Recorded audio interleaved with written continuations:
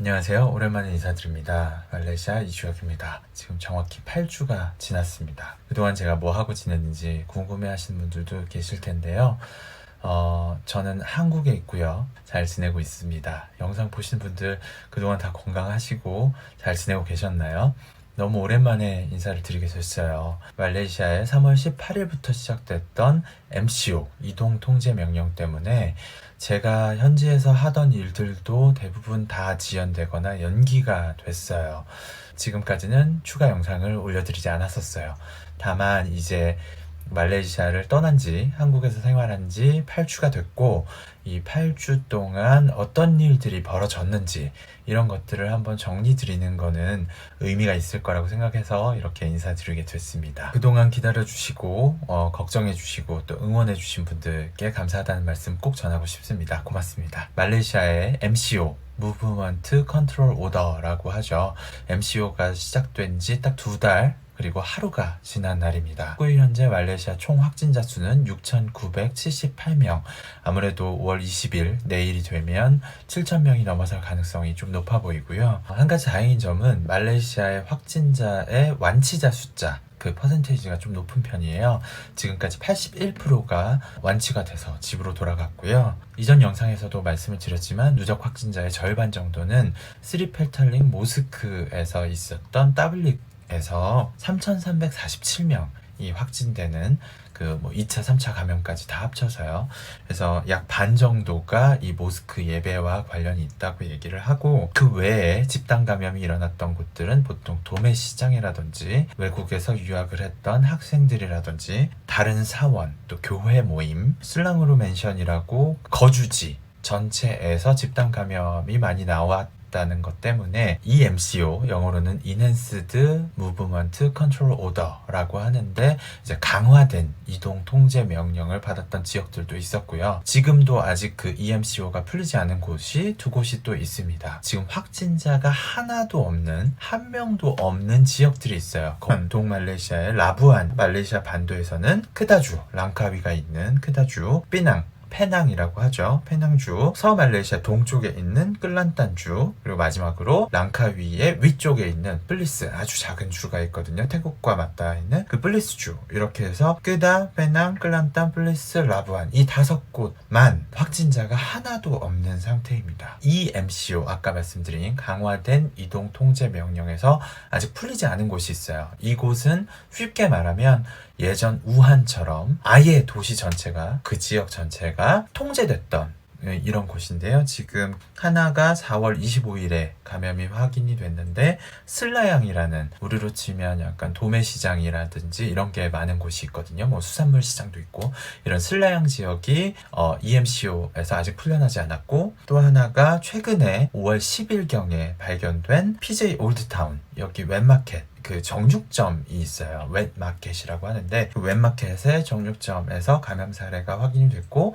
그 PJ 올드타운 지역이 지금 뭐 군경, 합동으로 로드블럭도 되어 있고 나오고 들어가고를 전혀 할 수 없는 그런 EMCO 상황에 있습니다. 말레이시아의 이동 통제 명령 상황은 어떻게 바뀌었는지 한번 정리를 해보면, 첫 번째 3월 16일 날 발표를 해서 3월 18일 날 시작됐던 1차 MCO, 그리고 이게 2주 동안 진행이 되기로 했었고요. 그 다음에 2차로 3월 25일 날 다시 한번 연장 발표를 했죠. 그래서 4월 14일까지 밀렸고, 4월 14일 날 끝나려나 라고 생각을 했었는데 4월 10일 날 다시 한번 연장을 해서, 사실 연장은 2번째 한 거였지만 3차 MCO가 시작이 됐죠. 그리고 이게 4월 28일까지 진행이 될 거라고 다들 기도하면서 기다리고 있었는데, 아니나 다를까 4월 23일 날 5월 12일까지 연장한다고 또 한 번 발표가 나왔고요. 5월 10일에 이 가장 최근에 발표가 된 바에 의하면 4주 연장을 한다고 해서 6월 9일까지 CMCO, 여기 또 새로운 단어가 나오죠. Conditional Movement Control Order, 에서 조건부 이동 통제 명령을 내리겠다라고 발표를 했고, 6월 9일까지 지금 계속 될 예정이지만 이 조건부라는 것이 어떤 산업이나 어떤 지역에는 조금씩 이렇게 숨통을 트이게 하면서 경제를 좀 활성화시키는데 포인트를 두겠다라는 의미로 뭐 음식점도 열 수 있고, 제한적이지만 이동도 할 수 있고, 인터스테이트 트래블, 그러니까 주 간 이동은 여전히 금지지만 주 안에서 진행하는 20명 이하의 가족 친지 모임에 대해서는 허락을 하겠다. 이런 약간 모호한 기준들이 계속 추가가 되고 있어요. 외국인으로서 객관적인 입장에서 보면 20명이 모이는 행사를 해도 될까라는 생각이 드는데, 사람들이 느끼는, 특히 지금 라마단 기간이고 라마단이 끝나면 하리라야 축제가 돌아오고, 하리라야 때는 오픈하우스나 이런 것들을 더 많이 하기 때문에 뭐 친구나 친척들이 발리깜뿡이라고 해서 고향에 가거나 뭐 친구들을 만나러 서로 이동을 하거나, 이렇게 엄청난 이동을, 민족 대이동을 하는 기간인데 그걸 못하게 하면서, 다만 예를 들어 내가 슬랑우르주에 산다면 슬랑우르주에 있는 가족과 친지 같은 경우에는 20명 이하로는 모일 수 있다 라고 얘기를 했을 때, 과연 그 20명 이하로 모이는 것에는 아무런 문제가 없을 것인가? 저는 거기에 대한 확신이 별로 없어요. 분명히 뭔가 문제가 생길 수 있는 부분이 있다고 생각을 하거든요. 지금 주변국들의 상황이 어떠냐라고 물으신다면, 인도네시아는 18,490명, 거의 18,500명 가까이 누적 확진자가 발생을 했고요. 싱가포르는 뭐 방역 모범국이다라는 얘기를 듣다가 갑자기 개학을 하고, 그리고 싱가포르에 있는 외국인 노동자의 기숙사 같은 곳에서 집단 감염이 발병하면서 지금 거의 3만 명 가까이의 확진자가 나왔죠. 북쪽에 있는 태국은 3,033명이 누적 확진자로 나왔어요. 태국이 말레이시아보다 인구수가 훨씬 많거든요. 하지만 확진자 수는 적죠. 그러면 왜 이런 상황이 벌어졌을까를 인구당 테스트 비율, 그리고 인구당 확진자 수로 다시 한번 말씀을 드려볼게요. 자, 인도네시아는 인구가 2억 7천만이에요. 2억 7천만인 인구에서 100만 명당 확진자 수는 68명이에요.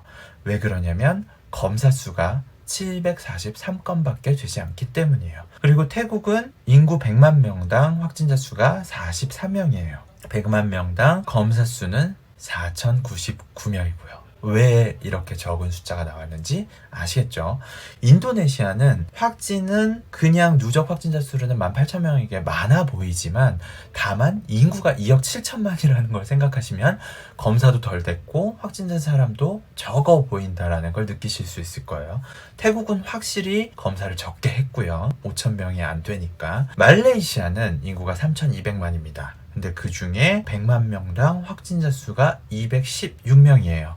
근데 재밌는 걸 발견할 수 있죠. 한국이랑 말레이시아가 5월 19일 현재 기준으로 확진자 수가 100만 명당 똑같아요. 그 얘기는 뭐냐면 인구가 말레이시아가 2천만 명이 적음에도 불구하고 확진자 숫자는 많다라는 거죠. 그럼 검사는 몇 명 했느냐? 100만 명당 14,000명 정도 했어요. 그러면 100만 명당 기준으로 봤을 때 누적 검사 수는 우리나라가 훨씬 많다는 뜻이죠. 그리고 마지막으로 싱가포르 같은 경우에는 도시국가라고 불리잖아요. 인구가 500만 명을 조금 넘는단 말이에요. 560만 명 정도 되는데 그 중에 100만 명당 확진자 수가 4,926명이에요. 그러니까 인구 대비해서 지금 확진자 수가 얼마나 많은지를 알 수 있으시겠죠. 검사 수도 굉장히 많은 편이에요. 100만 명당 42,000건. 거의 우리나라의 3배 정도를 검사했다라고 보실 수 있는데, 다만 100만 명당 인구로 봤을 때 우리나라 인구가 싱가포르의 거의 10배에 가까운데 검사 수가 42,000명이라는 거는 싱가포르는 정말 검사를 많이 했구나 라고 절대 비교만 하기보다는 총 인구 수가 얼마인지, 그 중에 확진자 수가 얼마인지 이런 것도 한꺼번에 같이 고려해서 보시는 게 나을 수도 있다라고 생각을 합니다. 싱가포르의 확진자 숫자 그리고 누적 확진자 수가 왜 중요하냐면, 말레이시아에서 싱가포르에 이주해서 일하는 노동자들도 굉장히 많고요. 특히 말레이시아의 남쪽에 있는 조호바루는 싱가포르가 국경에 맞닿아 있기 때문에 뭐 관심 있으신 분들은 많이 들어보셨겠지만, 제가 여러 번 설명을 드렸지만 조호바루에 살면서 싱가포르에 왔다 갔다 하면서 일하는 사람들도 많단 말이에요. 바로 옆 나라 싱가포르가 외국인 노동자들의 집단 감염 때문에 28,000명, 거의 3만 명에 가까운 확진자 수가 나왔다고 하면 말레이시아가 이 상황에 대해서 신경을 안 쓸 수는 없을 거예요. 적어도 국경을 오가는 사람들에 있어서는 철저히 통제를 하고 싶어 하겠죠.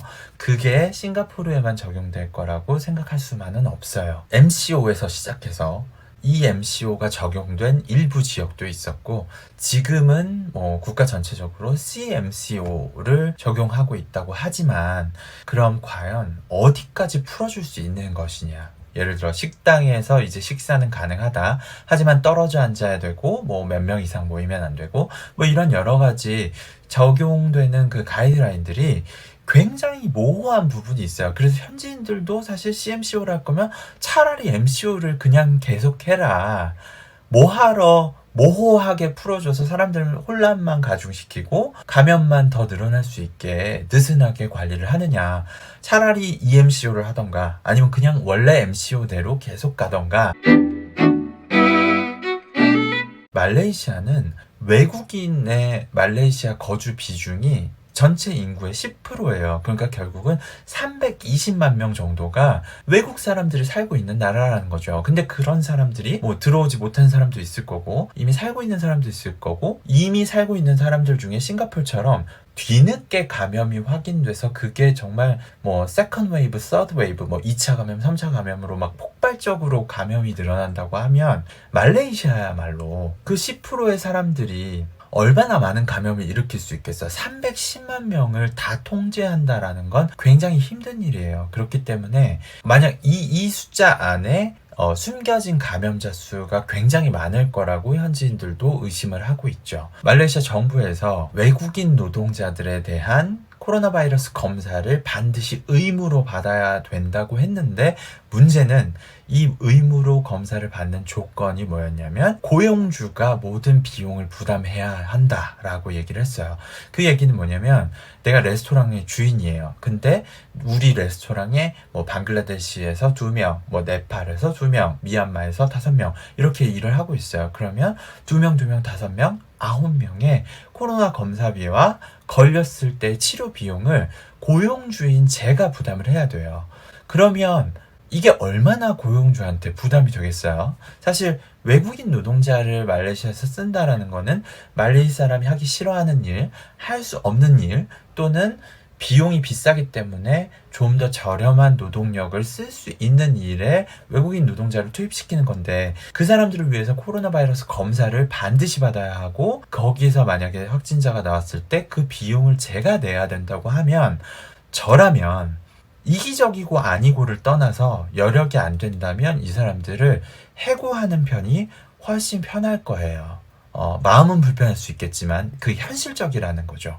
그렇게 봤을 때 지금 MCO가 지속되는 상황에서 6월 9일까지 CMCO가 진행이 되고 있는데, 6월 9일날 만약에 CMCO가 종료된다면 그 14일 안에 반드시 말레이시아에서 출국을 해야 돼요. 그런데 비행기가 과연 있을까요? 저는 그 부분이 조금 걱정이 돼요. 왜냐면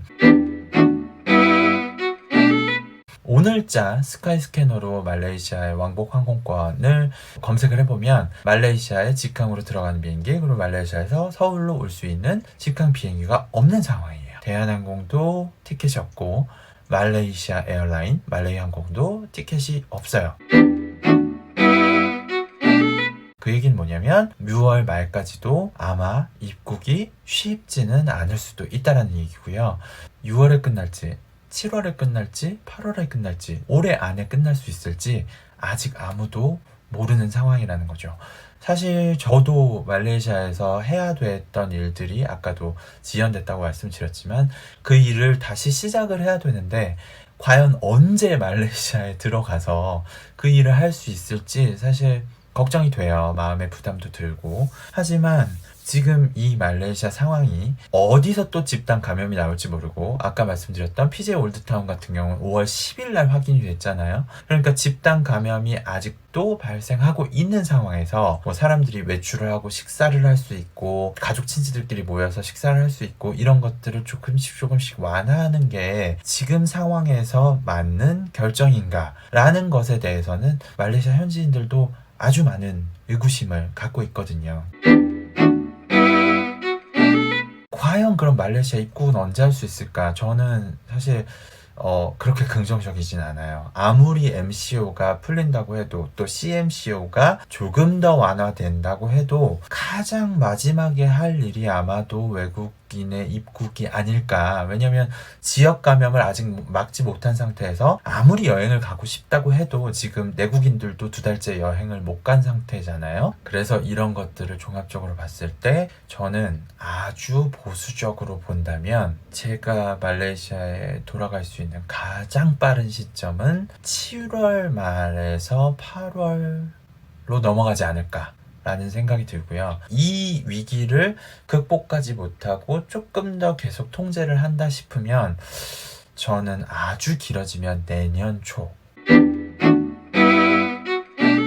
1, 2월 정도 춘절이 시작되는 때쯤에 외국인들을 입국하게 하지 않을까. 아주 비관적으로 봤을 때. 물론 저의 개인적인 생각입니다. 뭐 이게 정말로 어떻게 정부에서 시책을 발표할지는 아직 모르는 상황이지만 지금으로선 6월 9일까지겠죠. 하지만 6월 9일에서 바로 이동통제 명령이 다 풀릴까? 저는 그렇게 생각하진 않아요. 안타깝지만.